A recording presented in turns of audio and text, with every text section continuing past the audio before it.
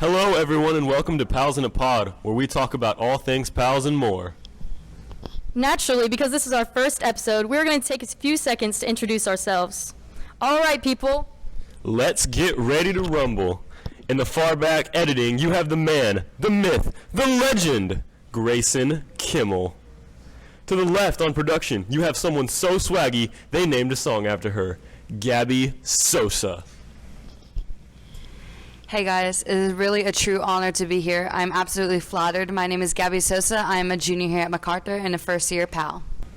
On the far right, we have the drip master and publicist, Karis Tate. Hey guys, I'm Karis. I'm a senior, and I'm so happy to be here, and it's going to be a great podcast. And in one corner of the ring, on anchor, you have Will, the Slim Machine Fisher. Hey guys, I'm Will. I'm a junior, and this is going to be a great show. Last but not least, in the other side of the ring, also on anchor, you have the Pine Cone, also known as Olivia Cordy. Hey guys, what's up? I'm glad to be here. You know what I think is crazy?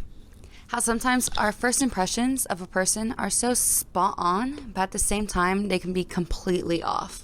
Will, you are the exact same as I remember from freshman year. You're the outgoing, loud, funny person I met during Partying USA at Homecoming 2019. And it's crazy, though, because really things haven't changed like between us now. All we do is goof around, you know. Like, I wouldn't say we have dance parties because that wouldn't be an accurate statement, but it's like a chill, you know, like a chill friendship. And you're always outgoing. You're always so happy. But at the same time, when I think about my first impressions of other people, I think they're intimidating, or I was like scared to talk to them, and now I feel like the intimidating one in the friendship. I mean, Will does the occasional mosh. You do? You go off in the mosh? I will. Any time, any place, I will mosh. We should mosh after this, all I'm saying. Yeah, we should. Y'all won't be able to see it, Party but in the USA, part 2.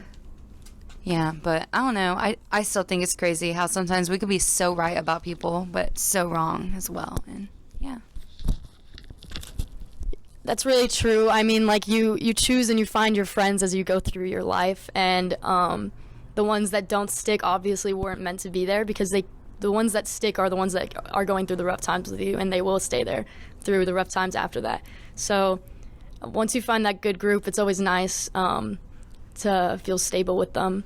I've had and been lucky enough to have the same friend group since like kindergarten, of like a good 6 girls, and it's extremely nice to have, and it is something I don't have to worry about, is friendships, which is really nice. Yeah, and ever since 6th grade for me, I've had the same 2 guys that I've always been really good friends with, and although they can be a pain in the butt sometimes to me, you know, I still love them always, and you know, no matter how many friends I make, that will never change. And yeah. I think I just shed a tear. Karis, you crying over there? Oh, yeah. So, yeah, just changes and friendships and all that stuff is just a part of growing up, and I had a big transition that I went through. I moved from a different city and also from being homeschooled to being in public school, which is a big transition. And yeah, you lose friends, like Olivia said, but those people, you know, they were there for you in that time of life, but they're not there for you in the future, and that's okay. But you definitely find your people. I found my people, and just people that you know will be there for you, and you know you don't have to worry about that. So, yeah. Karis, can you walk me through like the process of going from homeschooled to public school, and like how that affected you and how that affected your family? And Sure. So pretty much I just wanted to have a high school experience, because I had friends and stuff, but I just didn't really, I don't know, I just didn't feel like a teenager, and I wanted to feel like a teenager and just like have a structured environment. And yeah, I really like having a theater program, because before I had one, but it wasn't as good as this one at Mac, and it's just really fun going to all my classes and seeing my friends every day. So that's really enjoyable. Karis, I actually love that you're in theater and I'm not now, because you remind me of my theater days, my middle school theater days, the happiest time of my life. Yeah. Oh yeah. Oh yeah, I mean we'll know. School theater was the best, honestly, one of the best times of my life. But for clarification, it was only cool at Garner, and I understand that now. But it was cool there. Because Garner was the best theater program in the district. That's not a debate at all. Like, we were the best. Sure, yeah. Lost a wood, but yeah.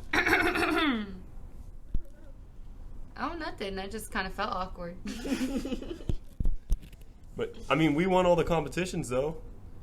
I mean, I guess that's true. I definitely, when we do like individual UIL, my 6th grade year, my sister got like 8 freaking plaques, and I got none, and I bawled my eyes out, bro. And I remember doing that like every year, because it was like just so it was like such a serious competition for me. It was my life. It was what I did. I mean, we practiced for that competition for weeks. I mean, sometimes like months. Like, I remember practicing for a month and a half for one competition. And just like the improvement from my 6th grade year in theater to my 8th grade year, my 6th grade year I went into competition with this terrible poetry piece. And I got like 6th place, and it was terrible. And I was really mad. And so it was just like the improvement. And then I won like 3 plaques my 8th grade year. So it's just improvement. Both of y'all really said hashtag live, laugh, love theater. I mean, they were some of the best times of my life, but they also were some sad times. There was a little bit of theater drama. You know, it always comes. Drama in drama. It's what's bound to happen. But it was a very big family for me, and I actually enjoyed that I was in theater as a middle schooler. I think it brought me out of my shell more and made me who I am now, and more comfortable with who I am and who I am around other people. So, Gabby, can you describe your middle school self to us as we just described our middle school days? Please.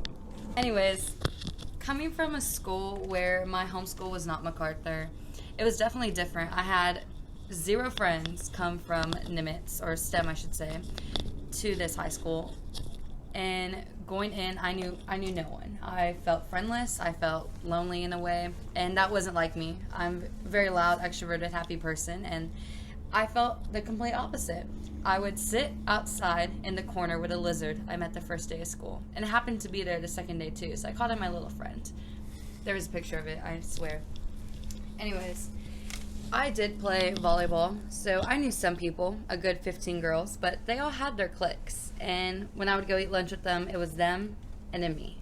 It was definitely very excluded, not on purpose. I know they didn't do it on purpose, but it just felt awkward, like for me to try pushing myself in. And then luckily, I found my friends after homecoming.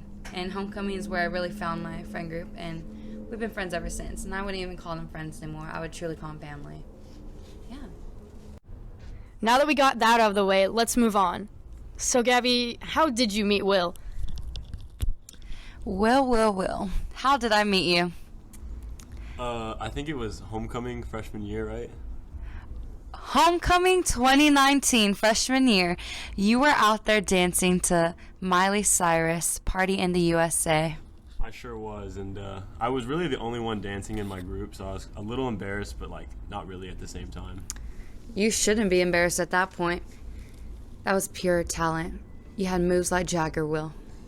I was out there dancing like crazy. Will, I can't imagine you doing the moves like Jagger dance or singing Party in the USA. Well, I was doing both, so. It's a stud move. Olivia, Party in the USA wasn't the worst. There was more. His Macarena didn't look too pretty. I don't remember that. I won't lie, I don't remember that one. I remember it very vividly, Will. Hey, Macarena. In What was that? They do it after. Yeah. Anyways, Will, do you remember your first impressions about Karis? Yeah, I kind of do. So, I remember the first time I ever met Karis was at the PALS retreat in the summertime, and I didn't really meet her. I knew who she was, and then ever since school started, she had always just been so kind to me. She always was saying hi to me in the hallway, and she was always coming up with new ideas for PALS, and she's always being very productive in PALS. So I guess my first impression of Karis was just hardworking, but a very sweet person. Thank you so much, bro. So Karis, what was your first impression of Olivia? Well, we first met over Zoom because we were in the same theater class, but you can't really connect over Zoom.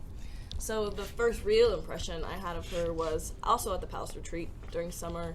And I don't know, we just got put in a group and we connected about just our goals for the year and in PALS. And I thought she would be such a good pal, and I was right. She is really good with kids, and she just is really hardworking as well. And I'm so happy to be in the program with her. Please, Karis, stop it. Stop. What? Good with kids? Me? No. Sometimes, guys. The PALS visits are hard, but eventually I got the hang of it, so all is good. When I met Gabby, Jesus, it was a very interesting time. I met Gabby at Young Life. And now, I know Gabby went to my school like a couple months like before she had gone to like her first Young Life, but when I first met Gabby was when, well, you could tell it was Gabby because she's the loudest person there. I was in my element. What can I say? In a spirited way, though. A very much spirited way. It's very fulfilling to be around someone that has that much energy. It really puts it onto everyone else. Why, thank you. Thank you. You're welcome. Thank you guys so much for listening to Pals in a Pod. We had a great time introducing ourselves. Please stay tuned for the next episode of Pals in a Pod.